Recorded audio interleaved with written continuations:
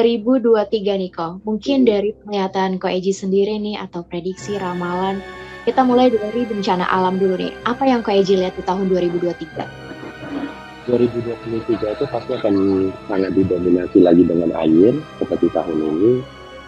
Tahun ini kan banyak banget dengan masalah problem air ya. Di tahun 2023 itu masih tetap akan didominasi sama air. Untuk beberapa kasus tambahannya itu akan ada lumayan banyak longsor, dan yang pastinya nggak akan terhindari itu letusan gunung itu masih akan terjadi di 2023. Oke, berarti cukup banyak ya Ko ya tadi air, Cukup banyak. longsor, Gunung Merapi. Cuma untuk spesifikasinya mungkin daerahnya kok apakah terlihat atau bisa diberitahu atau enggak? Atau tidak? Kalau untuk daerahnya itu sendiri pasti akan sangat didominasi oleh Pulau Jawa. Akan sangat didominasi oleh Pulau Jawa, dan lebih tepatnya di daerah Jawa Barat itu akan kecenderungan untuk banyaknya musibah-musibah yang berhubungan dengan air. Jawa Barat? Yes. Oh, oke. Okay. Kalau tadi sendiri kan Jawa Barat berarti air. Terus kalau untuk atau Gunung Merapinya kok? Kalau Gunung Merapinya sendiri itu Sumatera sama Jawa itu juga mendominasi. Kalau untuk gunung Jawa Tengah, Sumatera bagian utara ataupun bagian selatan. Agak kaget dengernya udah ketebak lah ya gunung-gunung apa gitu. Iya, agak kaget ya karena benar ternyata ya Ko ya, tadi nggak cuma di Jawa, Sumatera juga ternyata ya.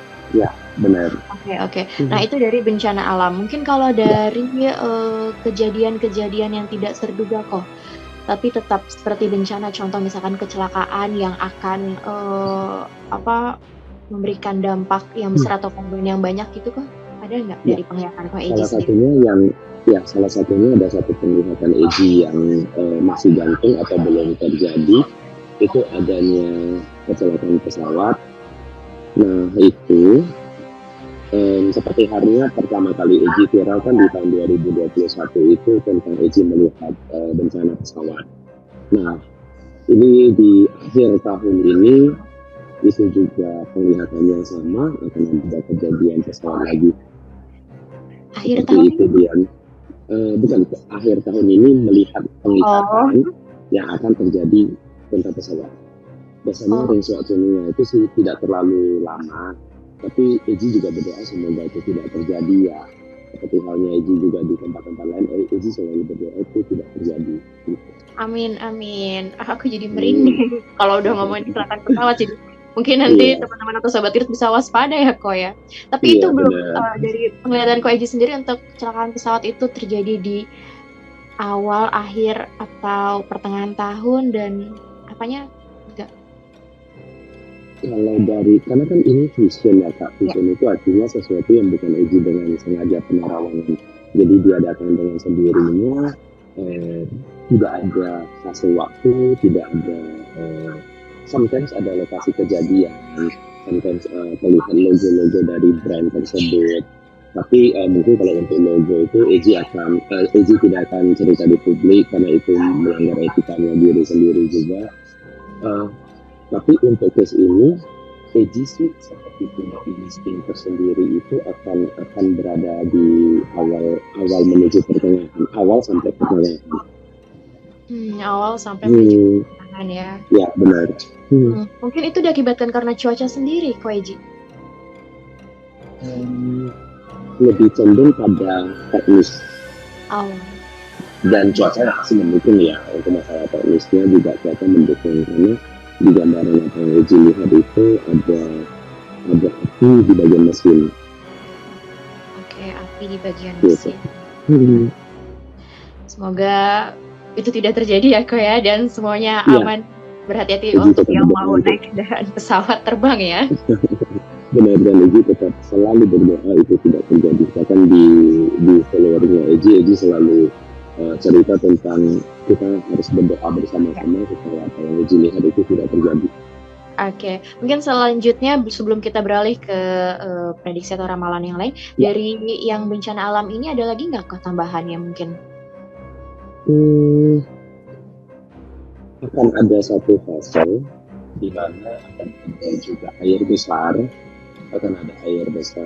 itu dimulai dari adanya getaran di tengah laut atau gempa lah, ibarat kata gempa di tengah laut, itu yang mendatangkan air besar, dan akan ditandain dengan banyaknya ikan-ikan yang menuju daratan. Itu juga akan sangat mendominasi di tahun depan. Itu juga bagian dari sesuatu yang besar kalau menurut Egy, dari bencana. Oh, oke. Apakah berarti munculnya ikan-ikan itu ke daratan sebagai salah satu pertanda kok? Ya, salah satu pertanda nantinya. Oke. Satu pertanda, dan itu mendapati fase yang seperti Egy lihat, yang adanya air sangat besar. Oke, mungkin nanti setelah melihat mungkin ikan naik ke daratan jadi lebih waspada ya kok ya? Iya, benar, salah satunya seperti itu. Nah, ini dari tadi hujan, cuacanya mendung gitu kok. Mungkin ada dari Ko Egy sendiri mau wanti-wanti teman-teman atau sobat Grid nggak nih untuk bermalam tahun barunya esok hari? Semoga lebih baik mencari tempat yang seperti apa, atau gimana kok? Ada pesan-pesan nggak dari Ko Egy sendiri? Untuk sobat Grid,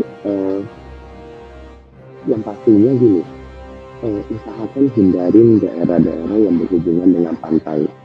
Memang sih tidak setiap pantai di Indonesia ini akan berkonotasi negatif, tidak. Tapi kenapa Egy bilang usahakan menghindarin dulu untuk awal-awal tahun ini, karena jangan sampai kita yang terlibat di dalam kondisi alam yang pada dasarnya itu kita hanya untuk bersenang-senang atau hiburan dan sebagainya, tapi kita terlibat di dalam satu bencana yang kita tidak bisa kontrol. Nah, jadi kalau misalkan ingin pun bermain ke pantai, setidaknya ada jarak lah. Jangan sempat meremehkan alam, yang artinya langsung berenang sampai ke tengahan dan sebagainya.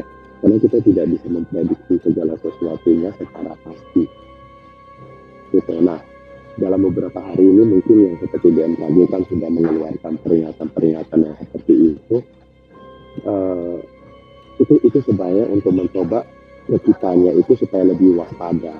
Seperti halnya seperti Egy tidak pernah menganggap Egy itu seseorang yang melebihi Tuhan, yang mengetahui sesuatu yang terjadi di depan. Tapi apapun yang Egy lihat dan apapun yang Egy sampaikan, Egy itu tetap berusaha untuk semua orang itu bisa melihat supaya ada tingkat kewaspadaannya, hanya sebatas itu.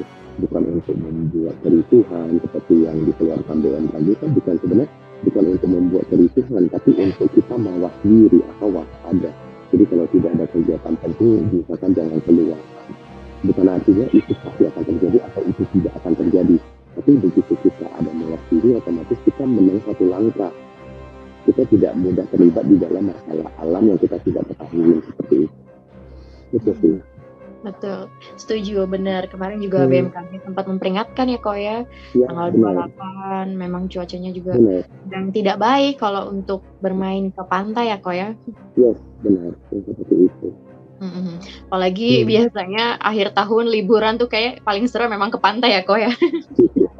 Benar. Terima kasih sudah menonton video ini. Jangan lupa subscribe dan aktifkan lonceng notifikasi supaya kamu nggak ketinggalan video terbaru dari Grid.